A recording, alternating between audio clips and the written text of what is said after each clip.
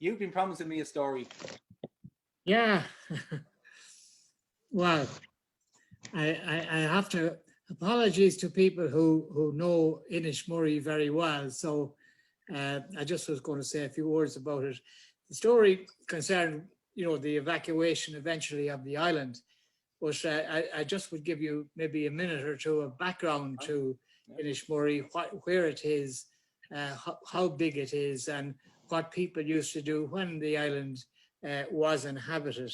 So, like, Inishmurray is off the coast of North Sligo. It's not a very big island. It's about, in old money, it's about a mile long, and it's about a half a mile wide at the widest bit. And the shape is not a rectangle. It's about like the shape of a bay leaf, they say. And the long part of it is going east to west, and the narrow bit north south. They believe it was inhabited from way back in megalithic times, when Stone Age times and so on. They don't know an awful lot about that inhabitation because there has been no, scientific excavations of any of the things. But it is a very interesting site. It's a monastic site. There was a monastery on the island established around about the year 550. So that'd be about 100 years after St. Patrick. And it lasted there, they reckon, up to around the year 1200. But the actual place where the monks had is very well preserved, and it's probably the best preserved one has lasted that long and well preserved there. The only other buildings on the island that are preserved or reasonably preserved are where houses built in the late 1800s, just before the beginning of the 20th century. So, and there was a schoolhouse and a few more things like that. Now, I'm relying heavily on a book written by Dr. Paddy Herity called Inishmurray, and I'll just show you the title of it there. Now, Paddy Herity was a doctor of practice in Sligo. I came to Sligo in 1973, and he was a doctor in practice at that time, but he was born on the island. He was an Inishmurray man. He was born there in 1912.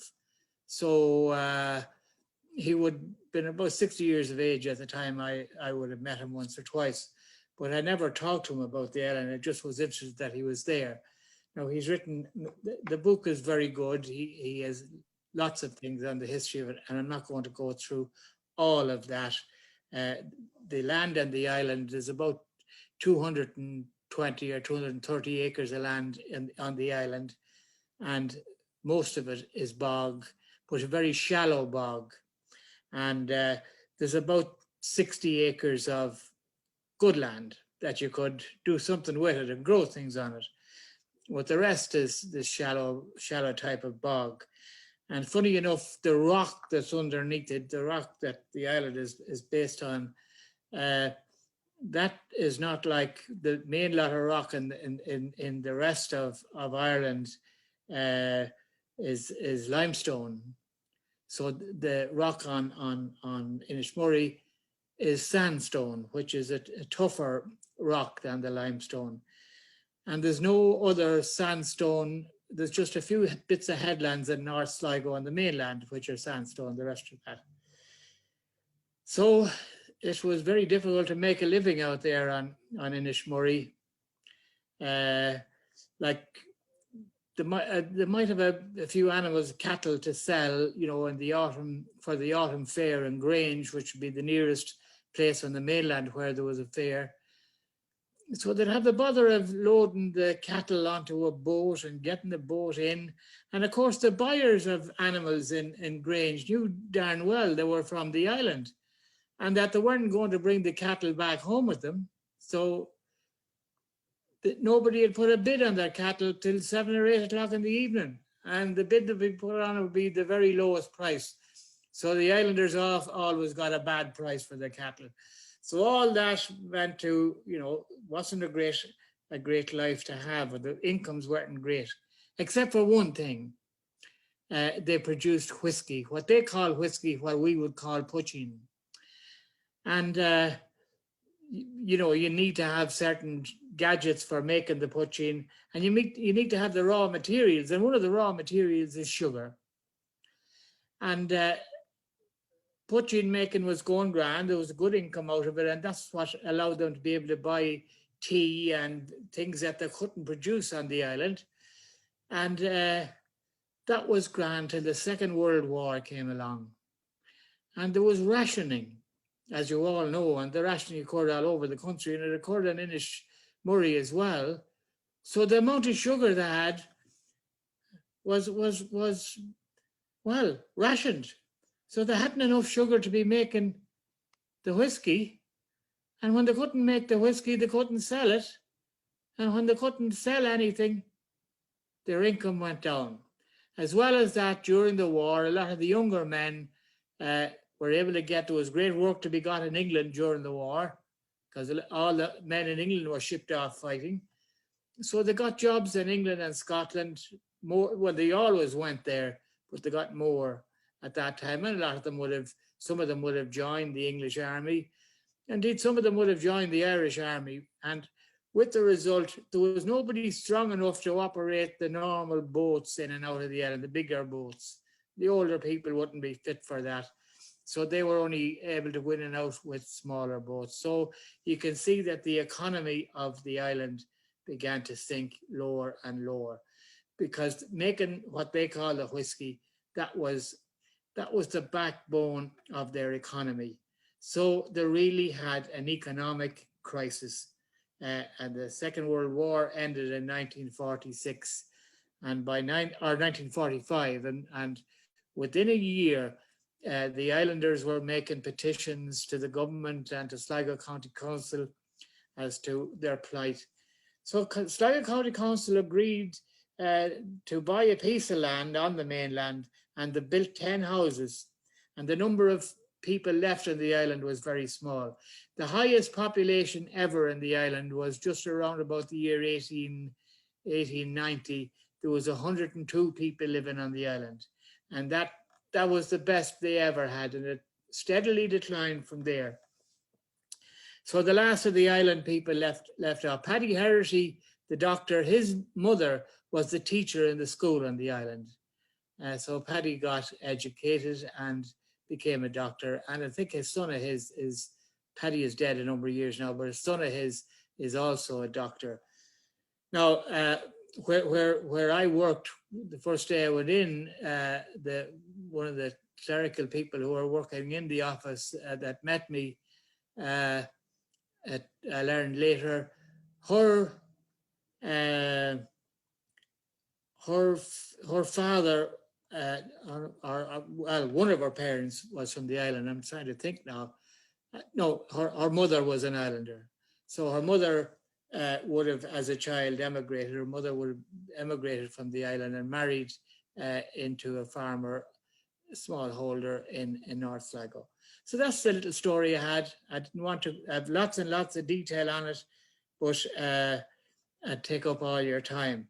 The island is very flat, by the way. The highest part is the western part of the island, and it's only about 70 feet above sea level, and it slopes down to actual sea level on the eastern side of the island. And there are a couple of little fissures, or like little harbors that can be used as in the rocks. You can get a boat in there, and they use them as harbors. And they spoke Irish in that island up to like Paddy Herity reckoned that when he was a young fella, there was still 6 or 7 native Irish speakers on the island. Some of you may be aware that the house that the Mountbattens owned at Mullaghmore was called Classy Bawn. And the word classy in Irish is to do with one of these little inlets in off the sea into the land. So there's lots of Classy Moor, Classy Beag and so on the island of Inishmurray. And Classy Bawn means what it actually says, the bawn being white. So it's the white inlet which is on the mainland facing across. That's lovely. John, that's enough. That's Won't brilliant. take up more of your time. I could listen to you talking about the likes of that all day long. It was really, really lovely. And when they petitioned the government at the time, or Sligo County Council, they wanted to come and live on the mainland, yeah? Yes, yes. And how did that work out for them? Did they get houses or? The Sligo County Council bought a piece of land on the mainland out in North Sligo, and they built 10 houses on it. And, you know, a terrace of 10 houses or separate houses, and with a bit of land going with each of them. And because that was just about what was left, about 10 families left on the island. So it was a happy sort of leaving of the island, even though many of them were very sad. By the way, I was on the island once myself, and I thought we were going to, you know, go straight out, but you can't go straight out because this sandstone that the island is on, there's rocks beneath the sea around about between the island and the mainland. So I remember we went on a boat from Mullaghmore, and we did a sort of a big semicircular loop to get to the island to avoid the places where the rocks are. And there are two little tiny islands between the main island and the mainland. And one is called Bowmore, which is often a name for an island, Big Cow, Bowmore. And it would only be about the size of a reasonably sized living room in a house, and sticking up maybe about 10 or 12 feet up above the water. And some of you may or may not be aware that during the Second World War, there were aeroplane bases in the north of Ireland, in Derry and in Enniskillen, where bombers would take off and head out to the Atlantic. Now, the guys with their airplanes in Enniskillen, they were only about 10 miles or so to get to the Atlantic. Problem was the Republic of Ireland was in between.